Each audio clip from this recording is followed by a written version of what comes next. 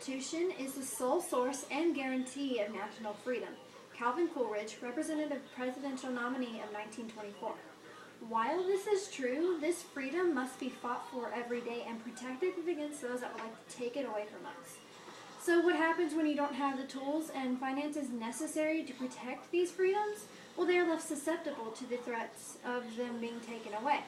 Which brings us to our topic today. How many proposed cuts in defense spending ultimately affect U.S. foreign policy?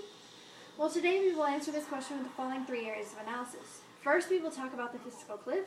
Second, we will discuss the sequestration that's happening in our country.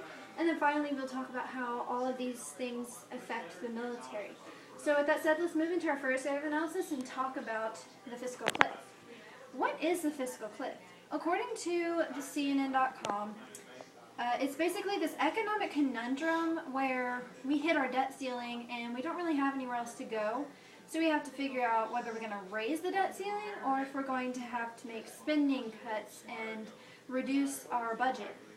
So, of course, naturally we tried to raise the debt ceiling, but Congress did not approve of that.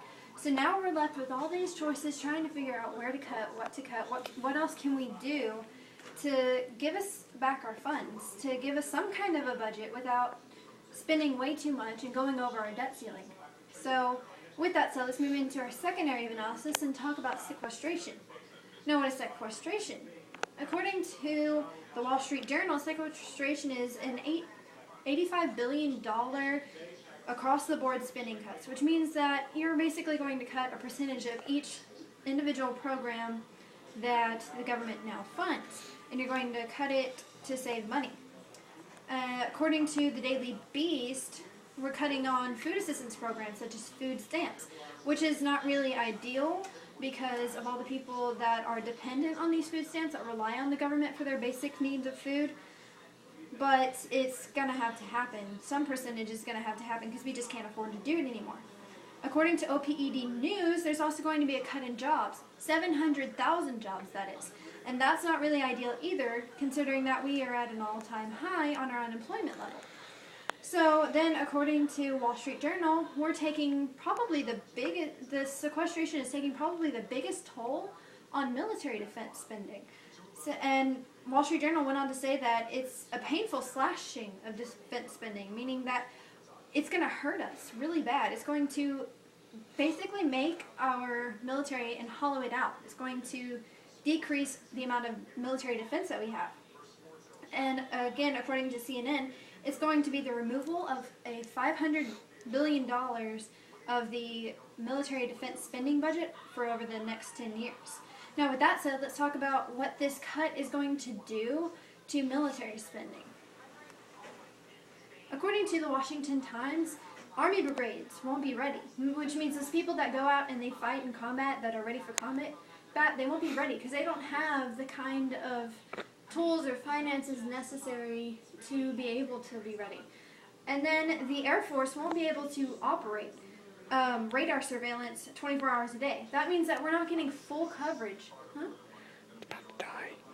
That means that we're not getting full coverage in our radar surveillance, so something may skip past us in the parts of the day that we can't be in control of, that we can't monitor. Those parts of the surveillance are going to be looked over, and we're not going to know sometimes when a threat is happening.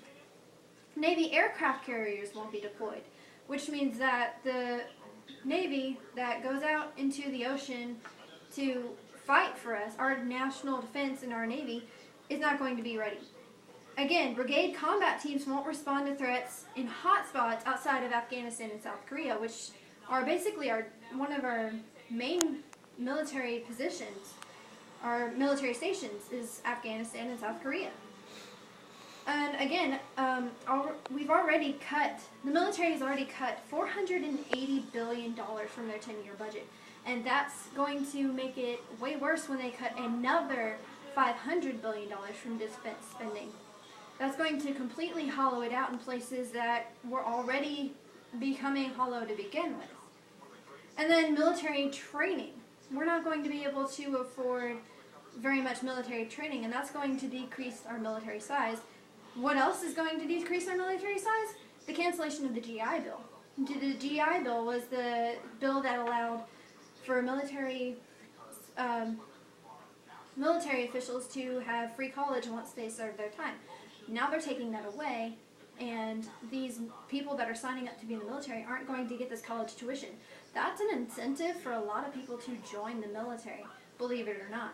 So if people find out that they can't have free college for joining the military, some people won't do it, which is going to decrease our military size as well. And what all of this means is that America is going to become susceptible to threats of terrorism and things like that. Our military is going to be hollowed out to where there's going to be a hole here where someone can break through, a hole here where someone can break through, a hole maybe in Afghanistan where someone can break through. And it's a big threat to our national security. So remember how I talked about how the Constitution is a sole guarantee and sole source and guarantee of national freedom? Well, it does have to be fought for. But if we're not allowing ourselves the materials, the finances, the things necessary to fight for this freedom, to fight for our Constitution, to fight for everything that we've worked for in the shaping of America, then it's going to ultimately kill our foreign policy. Thank you.